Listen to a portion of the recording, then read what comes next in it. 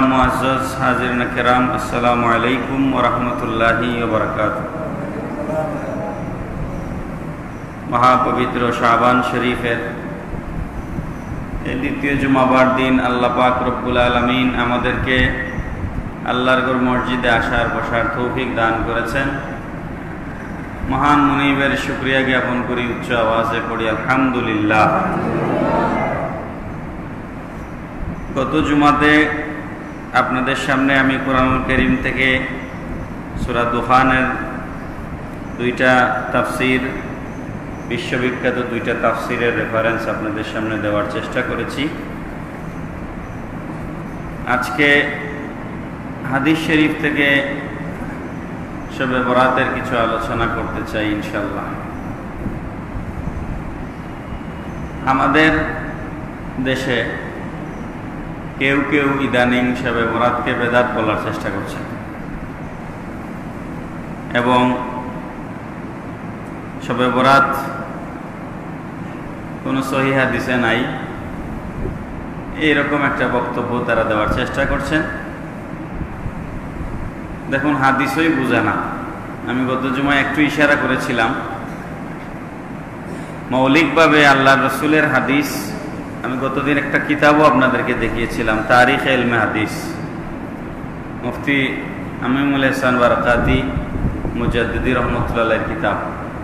হাদিস শাস্ত্রের উসুল জানবার জন্য এই কিতাবগুলো আমরা পড়ি, আসমাউর রিজাল পড়ি, তারিখ ইলমে হাদিস পড়ি, উসুলে হাদিসের এই কিতাবগুলো পড়া। হাদিস, আল্লাহ রসুলের হাদিস কি? প্রথমত হাদিস বলা হয় নবীজির নুরানি জবানে পাকের কথা, নবীজির কোনো কাজ এবং নবীজির মৌন সম্মতি, এই তিনটাকে একসাথে হাদিস বলা হয়। হাদিস বুঝতে হবে আপনাদেরকে। কোনো কাজ নবী নিজে করেছেন, এটা হাদিস।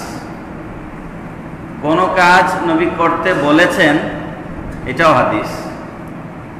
আবার কোনো কাজ নবীর সামনে কেউ করেছেন, নবীজি মৌন সম্মতি দিয়েছেন, নিষেধ করেন নাই। নবীজি নিজে করেন নাই, কিন্তু সামনে কেউ করেছেন, নবীজি আপত্তি করেন নাই, এটাও হাদিস। তাহলে হাদিস পরিষ্কার হল, নবী পাক সাল্লাল্লাহু আলাইহি ওয়াসাল্লামের কওল, ফেল, তাকরীর এবং সুকুত, নবীজির কথা, কাজ এবং নীরবতা, এই তিনটাকে কি বলা হয়? হাদিস বলা হয়।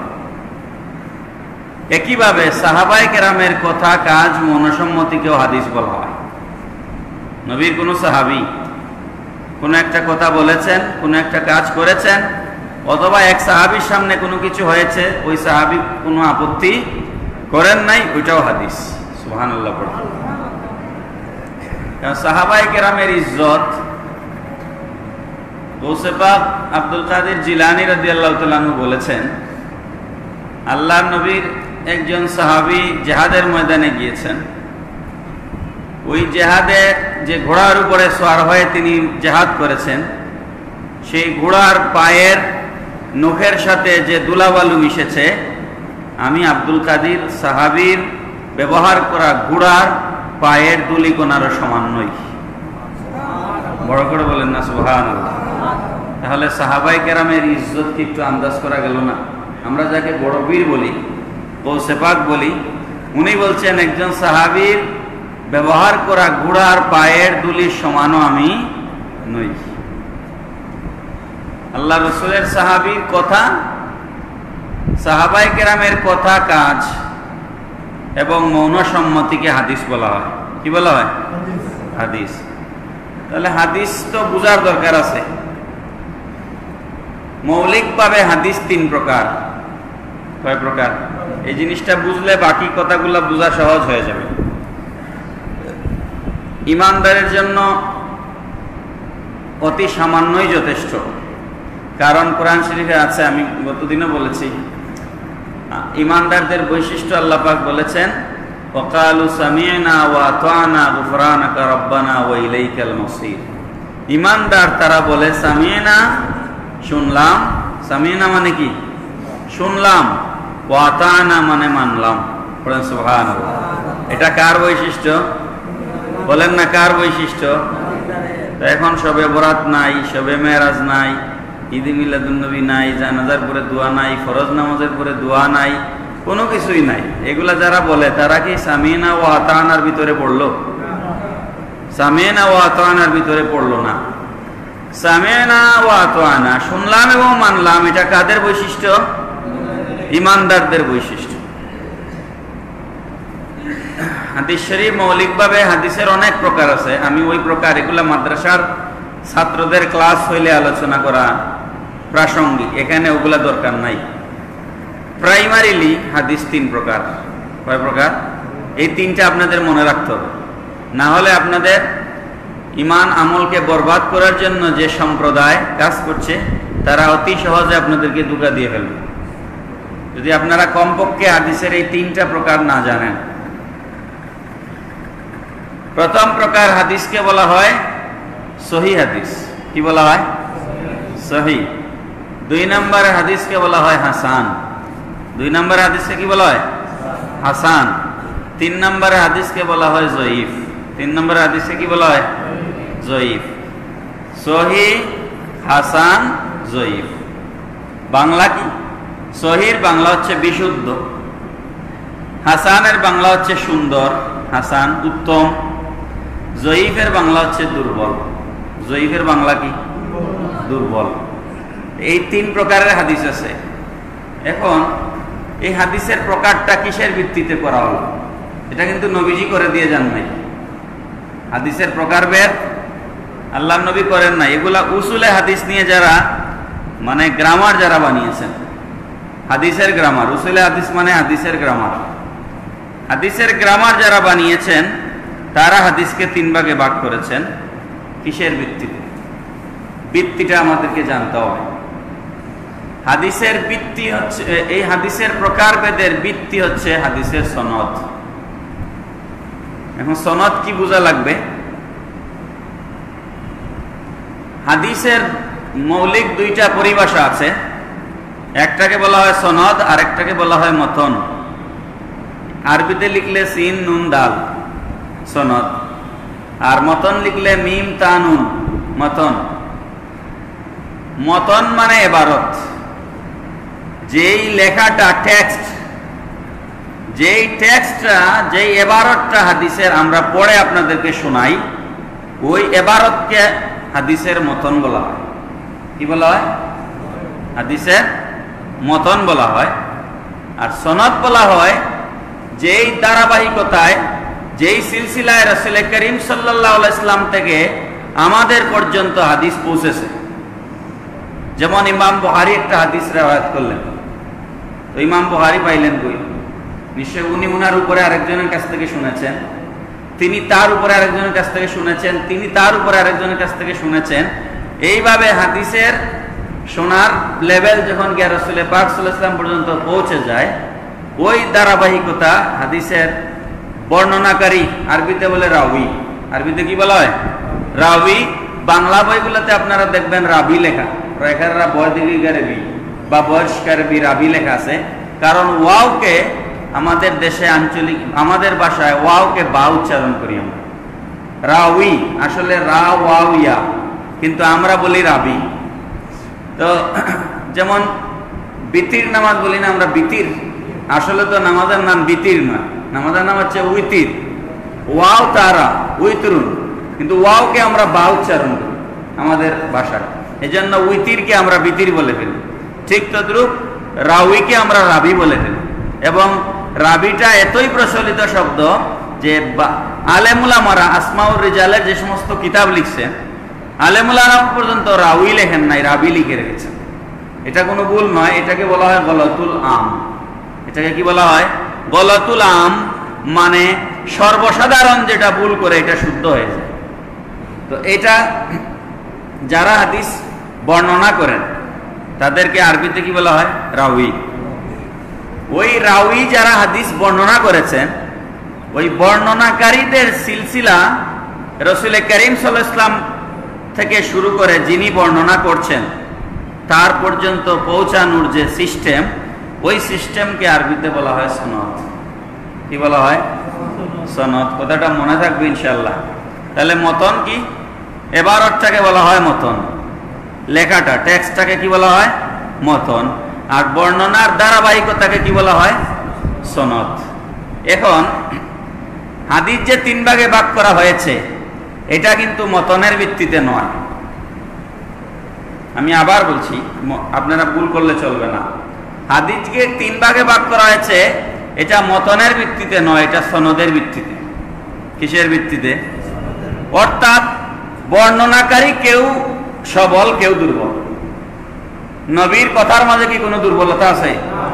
এজন্য মতনের কোনো ত্রুটি নাই। কথাটা মনে রাখবেন তো, মতনের কোনো ত্রুটি নাই।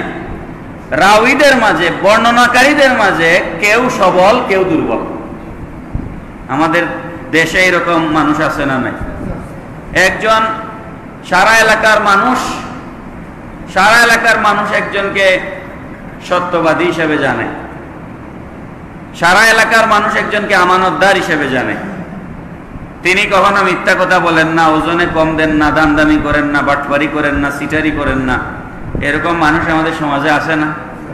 তিনি যদি একটা কথা বলেন, সেই কথাটা আমরা 100 ভাগ সত্য হবে বা সত্য বলেই ধরে নেই। আবার বহু লোক আমাদের সমাজে এরকম আছে, সকালে এক কথা বলে বিকালে এক কথা বলে। আছে না নাই?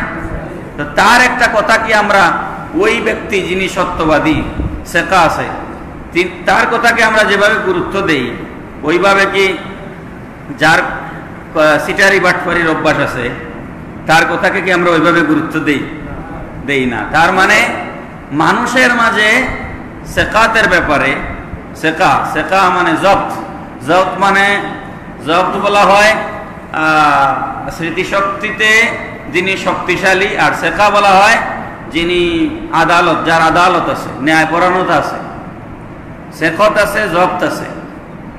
এরকম ব্যক্তি যখন হাদিস বর্ণনা করেন, হাদিস বর্ণনা তো সব সাহাবীর থেকে হয় নাই, কথাটা ভালো করে বুঝতে হবে। সাহাবায়ে কেরামের নবীর থেকে কোনো সাহাবী শুনেছেন বা একাধিক সাহাবী শুনেছেন, তারপরে উনাদের থেকে কোনো একজন তাবেঈ শুনেছেন, তার থেকে কোনো একজন তবে তাবেঈ শুনেছেন, তারপরে এসে না হয় ইমাম বুখারী, ইমাম মুসলিম বা অন্য কেউ শুনেছেন। তো এই যে শোনার ধারাবাহিকতায় রাসূল পাক সাল্লাল্লাহু আলাইহি ওয়াসাল্লাম থেকে আমরা ধারাবাহিকভাবে নিচের দিকে আসছি, ওই নিচের দিকে যখন আমরা নামছি তখন বর্ণনাকারীর স্মৃতিশক্তি, তার আদালত, তার জব, তার ন্যায়পরায়ণতা, এগুলোর মাঝে কারো মাঝে ঘাটতি থাকতে পারে। ওই ঘাটতির ভিত্তিতে হাদিসকে 3 ভাগে ভাগ করা হয়েছে। একটা হচ্ছে সহিহ, আর একটা হাসান, আর একটা জয়ীফ। তো সহিহ হাদিস কি? সহিহ হাদিস হচ্ছে যেই হাদিস যারা বর্ণনা করেছেন, রাউী যারা, হাদিসের সনদের মাঝে যে সমস্ত মানুষের নাম আছে, বর্ণনাকারীদের নাম আছে, এদের কারো মধ্যেই কোনো দুর্বলতা নাই। বর্ণনাকারী সবাই আদালতের গুণে গুণান্বিত, বর্ণনাকারী সবাই জব্তের গুণে গুণান্বিত, বর্ণনাকারী সবাই স্মৃতিশক্তির গুণে গুণান্বিত। অর্থাৎ হাদিসের সনদে কোনো ত্রুটি নাই। এই ধরনের হাদিসকে সহিহ হাদিস বলা হয়। কি হাদিস বলা হয়? সহিহ হাদিস বলা হয়। 2 নম্বরের হাদিস হচ্ছে হাসান। যে হাদিসের রাউীরা হাসান হাদিসের বর্ণনাকারীর সমপর্যায়ের নন, যে হাদিসের বর্ণনাকারীরা হাসান হাদিসের বর্ণনাকারীর সমান নন। হাদিস যিনি বয়ান দিচ্ছেন তিনি আদালতের অধিকারী, তিনি জব্তের অধিকারী, কিন্তু সহিহ হাদিস যেই রাবী বয়ান দিয়েছেন ওই লেভেলের আদালত উনার নয়, বেশ কম আছে। অর্থাৎ স্মৃতিশক্তিতে, আদালতে সহিহ হাদিসের রাউীর সাথে হাসান হাদিসের রাউীর কিছু পার্থক্য আছে, কিন্তু এরা ওই জয়ীফ হাদিসের বর্ণনাকারীদের মতো ওই রকম ত্রুটিযুক্ত নন। এদের হাদিসকে হাসান হাদিস বলা হয়। অর্থাৎ হাসান হাদিসের রাউীরাও, তার মাঝেও আদালত আছে, তার মাঝেও সেফত আছে, তার মাঝেও জব্তের গুণ আছে, তার মাঝে এই সমস্ত গুণ আছে, কিন্তু গুণগুলা হাসান হাদিসের সমপর্যায়ের নয়, এরকম বর্ণনাকারীর হাদিসকে হাসান হাদিস বলা হয়। আর জয়ীফ হাদিস বলা হয় ধরেন রাসূল পাক সাল্লাল্লাহু আলাইহি ওয়াসাল্লাম থেকে ইমাম বুখারী পর্যন্ত আসতে, বা রাসূল পাক সাল্লাল্লাহু আলাইহি ওয়াসাল্লাম থেকে ইমাম মুসলিম পর্যন্ত আসতে, বা ইমাম আব্দুর রাজ্জাক পর্যন্ত আসতে, অর্থাৎ যিনি কিতাবে সংকলন করতেছেন উনি পর্যন্ত আসতে মাঝখানে কোনো একজন রাউি তার আদালতে সমস্যা আছে, ওই ধরনের সমাজে তার গ্রহণযোগ্যতা বিশ্বস্ততা নাই। কোনো একজন রাবির মাঝে আদালতের সমস্যা আছে, জব্তের সমস্যা আছে, সেকতের সমস্যা আছে, তার স্মৃতিশক্তি দুর্বল, তার স্মৃতিশক্তি দুর্বল, শুনছে কিন্তু কি শুনছিল ভুলে গেছে, বা ভালো করে অর্ধেক মনে আছে অর্ধেক মনে নাই। এরকম কোন রাবি যখন হাদিস রেওয়ায়াত করেন যার স্মৃতিশক্তি দুর্বল, ওই ধরনের হাদিসকে জয়ীফ হাদিস বলা হয়। কি হাদিস বলা হয়? জয়ীফ হাদিস বলা হয়। এবার উলামায়ে কেরামগণ রায় দিচ্ছেন, যারা উসুলে হাদিস নিয়ে লেখালেখি করেছেন, কথাবার্তা বলেছেন, অর্থাৎ হাদিসের গ্রামার যারা বানিয়েছেন, যে কথা প্রথমে বলেছিলাম, ওনারা রায় দিয়েছেন আকীদার ক্ষেত্রে। আকীদার ক্ষেত্রে যখন আমরা কোনো দলিল তালাশ করব, কিসের ক্ষেত্রে? একটু আমাকে সহযোগিতা করেন। আকীদা মানে বিশ্বাসের ক্ষেত্রে। বিশ্বাস কি? আকীদা যেমন আল্লাহ এক, আল্লাহ কি? আল্লাহ নিরাকার, আল্লাহ কি? আল্লাহ হাইয়ুন, আল্লাহ কাইয়ুম, আল্লাহ চিরঞ্জীব, চিরস্থায়ী, আল্লাহ ধ্বংস নাই, বিনাশ নাই। এগুলো আমাদের আকীদা। এগুলো আমাদের কি? আকীদা। আকীদার ক্ষেত্রে যখন আমরা কোনো দলিল তালাশ করব, তখন হাদিস সহিহ এবং হাসান এই দুই প্রকারের কোনো এক প্রকারের হাদিস হইতে হবে। জয়ীফ হাদিস দিয়ে আকীদার ব্যাপারে দলিল সাবিত করা যাবে না, কথাটা মনে রাখতে হবে। জয়ীফ হাদিস দিয়ে আকীদার ব্যাপারে দলিল সাবিত করা যাবে না, এটা আমাদের উলামায়ে কেরামের রায়। কিন্তু আমলিয়তের ক্ষেত্রে, ফজিলতের ক্ষেত্রে জয়ীফ হাদিস দ্বারা দলিল প্রমাণ করা যাবে, বরং এটা উত্তম, মুস্তাহসান। হাদিস জয়ীফ হলে সেই জয়ীফ হাদিস দিয়ে আকীদার দলিল সাবিত করা যাবে না, কিন্তু আমলিয়তের ক্ষেত্রে জয়ীফ হাদিস গ্রহণযোগ্য, এটা সারা পৃথিবীর আলেমদের ফতোয়া, শুধু বাংলাদেশের আলেমদের ফতোয়া নয়। জয়ীফ হাদিস দ্বারা আমল করা যাবে। যেমন এই নামাজ পড়লে এই সওয়াব হবে, এই রোজা রাখলে এই সওয়াব হবে, এই দুরূদ শরীফ পড়লে এই সওয়াব হবে। এগুলা আকীদার বয়ান না আমলের বয়ান? বলেন না, কিসের বয়ান? তো আমল সংশ্লিষ্ট কোন বয়ান জয়ীফ হাদিস দ্বারা দলিল সাব্যস্ত করা যাবে, এটা উলামায়ে কেরামের রায়। এখন আপনারা বলেন, আমার কথা শেষ, আমি হয়তো একটা দুইটা হাদিস সংক্ষেপে শোনায় শেষ করে দিব। আপনারা বলেন, জয়ীফ হাদিস এটা কি হাদিস না হাদিসের বাইরে? হাদিসের তিন প্রকারের এক প্রকার জয়ীফ হাদিস কিনা? তো কেউ যদি বলে আমি জয়ীফ হাদিস মানি না, তাহলে সে কাফের হবে। কথাটা ভালো করে বুঝবেন, আমারে বলবেন না যে আমি কাফের ফতোয়া দিয়ে চলে গেছি। কেউ যদি বলে আমি নবীর এই হাদিস জয়ীফ হওয়ার কারণে মানি না, তাহলে এটা কুফরি। কারণ জয়ীফ হাদিসের একটা অংশ, জয়ীফ হাদিসের একটা প্রকারভেদ, তিনটা প্রকারের একটা প্রকার জয়ীফ। কেউ যদি জয়ীফ হাদিস অস্বীকার করে, তাহলে নবীজির সে হাদিসের বিরাট একটা অংশকে অস্বীকার করলো। যেমন আমি আপনাদেরকে সহজ করে বুঝাই, খানায় কাবা একটা মসজিদ, কাবাঘর একটা মসজিদ কিনা? সাহায্য করেন আমারে, কাবাঘর একটা মসজিদ কিনা? মসজিদে নবী শরীফ একটা মসজিদ কিনা? বাইতুল মুকাদ্দাস একটা মসজিদ কিনা? এটা একটা মসজিদ কিনা? এটার সম্মান আর কাবাঘরের সম্মান কি সমান? তাহলে এখন কেউ যদি বলে আমি কাবাঘর মানি, এই মসজিদ আমি মানি না, এটা ছোট মসজিদ, ওইটা বড় মসজিদ, এটার ফজিলত কম, ওটার ফজিলত বেশি, আমি খানায় কাবাকে মানি, হযরত মুহাম্মদ মসজিদকে আমি মানি না, তাহলে কি হবে? ঠিক তদ্রূপ কেউ যদি বলে আমি সহিহ হাদিস মানি, জয়ীফ হাদিস মানি না, এটা কুফরি। এটা কি? কুফরি হবে। কারণ নবীজির হাদিস অস্বীকার করা হলো। জয়ীফ হাদিস কিসের কারণে জয়ীফ? মতনের কারণে জয়ীফ নয়, এবারতের কারণে জয়ীফ নয়, নবীজির জবানে কোনো ত্রুটি নাই, বরং বর্ণনাকারী কারো মাঝে কোনো ত্রুটি আছে, যেই কারণে এই হাদিসটা একটু দুর্বল হয়েছে। এই কারণে হাদিসকে অস্বীকার করার কোনো সুযোগ নাই। কথা কি পরিষ্কার হলো? আরো সহজ করে বুঝেন। আপনার বাবা বুড়া হয়েছে, আপনার বাবা কি হয়েছে? 70-80 বছর বয়স, এখন আর চলে না। ওই আমাদের এই সম্ভবত একটা কবিতার বইয়ে পড়েছিলাম, কার লেখা মনে নাই, বলে চলিতে চরণ চলে না, অবশ হইয়া পড়ে রই, আগের বাহাদুরি তোমার গেল কই। এখন হাঁটু চলে না, পা চলে না, এখন লাঠি লাগে, ঠিক না বেঠিক? তো চলিতে চরণ চলে না, অবশ হয়ে পড়ে রই। আপনার বাবা যদি বিছানায় পড়ে থাকেন, 70-80 বছর বয়স হয়েছে, আপনি যদি বলেন এই জয়ীফরে আমি আর মানি না, এই বেটা জয়ীফ হয়ে গেছে, এর আমার আর দরকার নাই। জয়ীফ মানে তো দুর্বল, তো জয়ীফ মানে কি? আপনি যদি বলেন এই বেটা দুর্বল হয়ে গেছে, এই জয়ীফ আমার আর দরকার নাই, তাহলে আপনার আর পিতৃ পরিচয় থাকবে? সুতরাং খবরদার, আল্লাহ রসুলের হাদিসকে জয়ীফ বলে অস্বীকার করা কোন মুসলমানের পক্ষে সম্ভব নয়। এতক্ষণের আলোচনার দ্বারা আমরা এটা পরিষ্কার হইলাম যে হাদিস 3 প্রকার: হাসান, সহি, হাসান, জয়ীফ। সহি এবং হাসান এই 2 প্রকারের হাদিস দ্বারা আকীদার দলিল সাবিত হয়, আর জয়ীফ হাদিস দ্বারা আমলিয়তের ফজিলত বর্ণনা করা যায়, এবং আমলের ফজিলত বর্ণনা করার ক্ষেত্রে জয়ীফ হাদিসের দলিল গ্রহণ করা মুস্তাহাব বটে। জয়ীফ হাদিস, কারণ এটা নবীর হাদিস, তো আপনাকে হাদিস মানতেই হবে। এবং জয়ীফ হাদিসকে অস্বীকার করা এটাও কুফরি।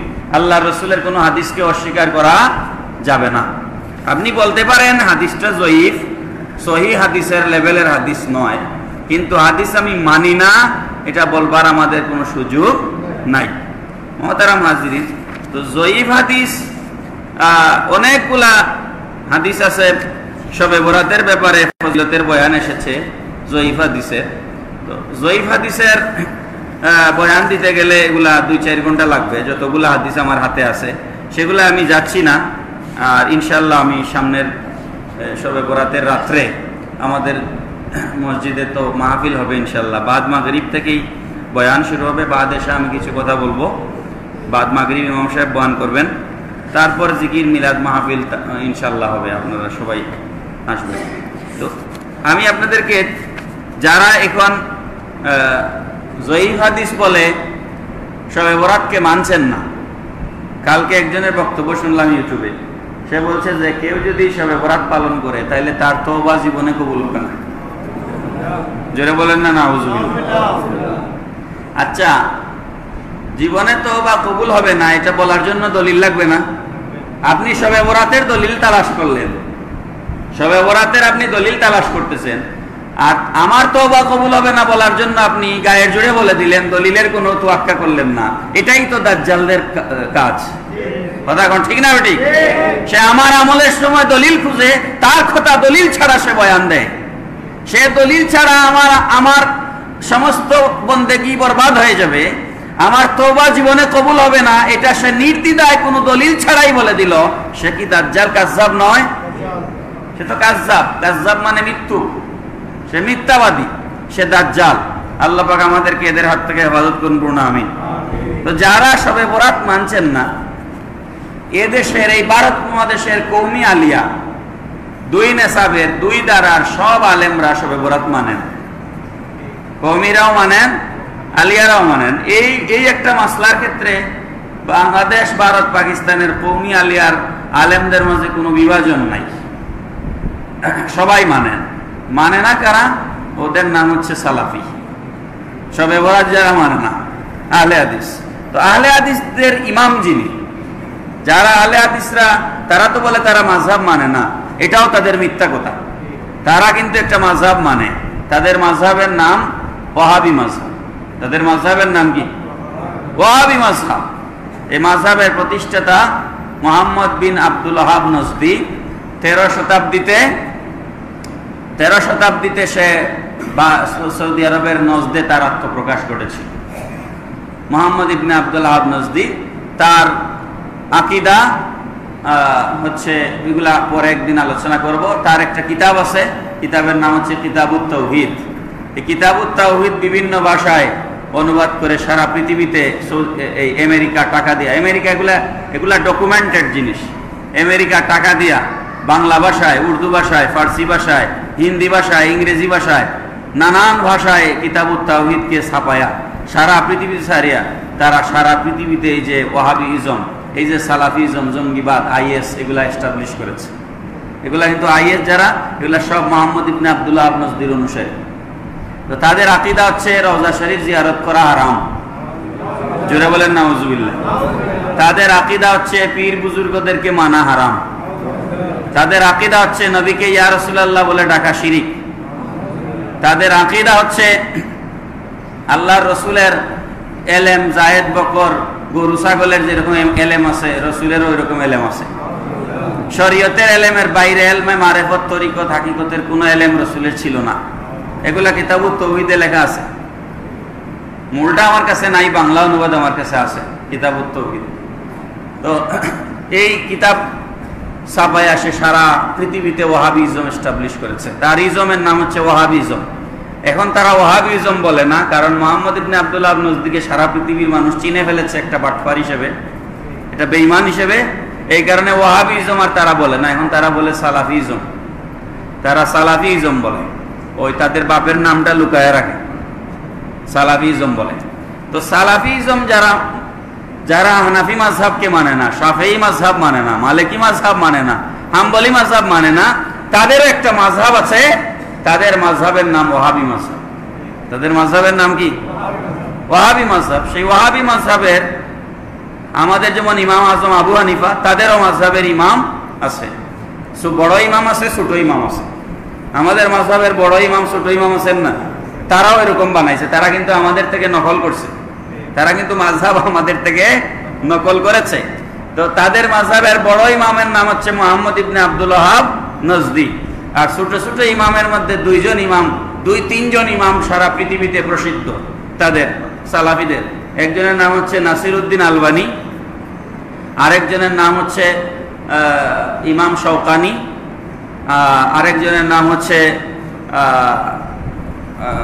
আরেকজনের নাম কি, ইবনে তাইমিয়া। ইবনে তাইমিয়া, নাসিরউদ্দিন আলবানী, শওকানি, এরা হচ্ছে তাদের ইমাম।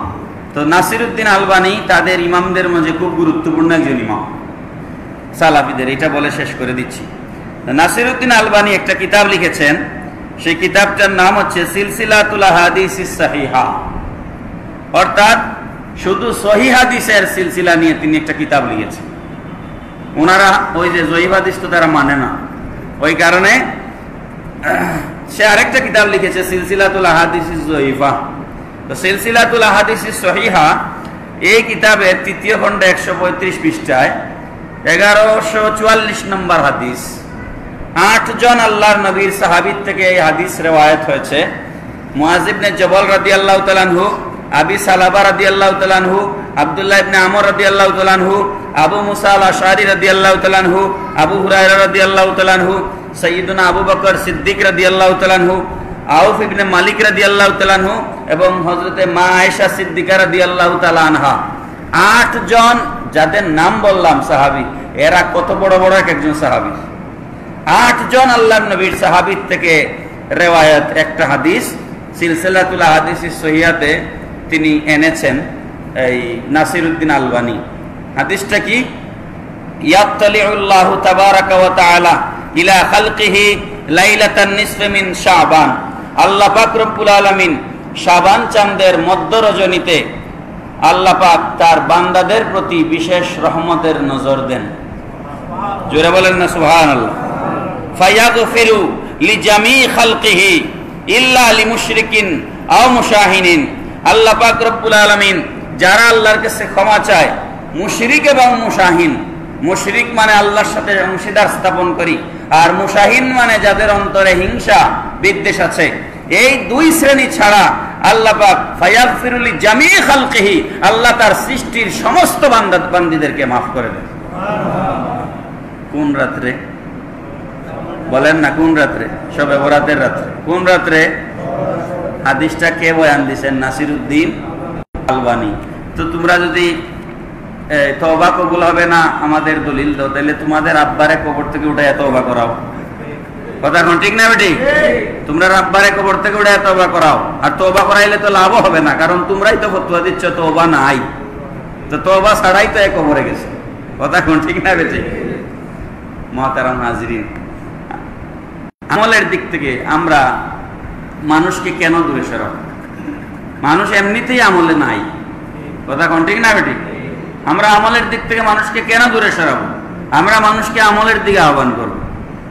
3টা বিশেষ আমল শবে বরাতের আপনারা করবেন। আমি ওই হাদিস গত জুমায় বলেছি, মা আয়েশা সিদ্দিকা রাদিয়াল্লাহু তাআলা আনহা থেকে। রাতে মা আয়েশা সিদ্দিকা রাদিয়াল্লাহু তাআলা নবীজিকে বিছানায় খুঁজে পেলেন না, খুঁজে গিয়ে পাইলেন জান্নাতুল বাকি শরীফে। ওই রাত ছিল শবে বরাতের রাত। কিসের রাত? এই হাদিস থেকে সারা পৃথিবীর আলেমরা ফতোয়া বের করেছেন, শবে বরাতের রাত্রে কবর জিয়ারত করা মসনুন, সুন্নত। শবে বরাতের রাত্রে সম্ভব হলে শবে বরাতের রাত্রে আমরা কি করব? কবর জিয়ারত। যদি শবে বরাতের রাত্রে সম্ভব না হয়, তাহলে শাবান চাঁদের যে কোনো একদিন আমরা আমাদের মুরব্বীদের কবর জিয়ারত করব। হাদিস শরীফে আছে, কবর জিয়ারতকারীকে কবর থেকে মুর্দা চিনেন। যখন আপনি গিয়ে আপনার বাবার কবরের সামনে দাঁড়াবেন আর রব্বি রাহমুহুমা কামা রাব্বায়ানি সগীরা পড়বেন, কবরের ভিতর থেকে আপনার বাবা আপনার উপরে খুশি হয়ে যাবেন। আমরা কবর জিয়ারত করতে চাই কি চাই না? এই আমলটুকু করবেন, এটা হাদিস দ্বারা স্বীকৃত। এটা মা আয়েশা সিদ্দিকা রাদিয়াল্লাহু তাআলা থেকে হাদিস। দ্বিতীয় হচ্ছে, শবে বরাতের রাত্রে আমরা বেশি বেশি করে ইবাদত বন্দেগী করব, নফল নামাজ পড়ব, কোরআন তেলাওয়াত করব, জিকির আজকার করব। এগুলা রাত্রে ইনশাআল্লাহ আমি বলে দিব আপনাদেরকে কিভাবে আমরা নামাজ পড়ব। আর তৃতীয় সবথেকে গুরুত্বপূর্ণ ইবাদত হচ্ছে শবে বরাতের ওয়াসুমু নাহারাহা। আলী কাররামাল্লাহু তাআলা ওয়াজহুল কারীম থেকে হাদিস, নবীজি বলেছেন, শবে বরাতের রাত্রে কুমু লাইলাহা ওয়া সুমু ইয়াওমাহা নাহারাহা। তোমরা রাতের বেলা ইবাদত করো রাত জেগে, আর দিনের বেলা রোজা রাখো। দিনের বেলা কি করো? তাহলে আমরা 15 শাবান দিনের বেলা রোজা রাখবো। এই হচ্ছে শবে বরাতের আমল। এই আমলগুলার মাঝে আল্লাহর নারাজি অসন্তুষ্টির কিছু আছে? তাহলে কেন কেন ফতোয়া দিচ্ছে শবে বরাত বেদাত?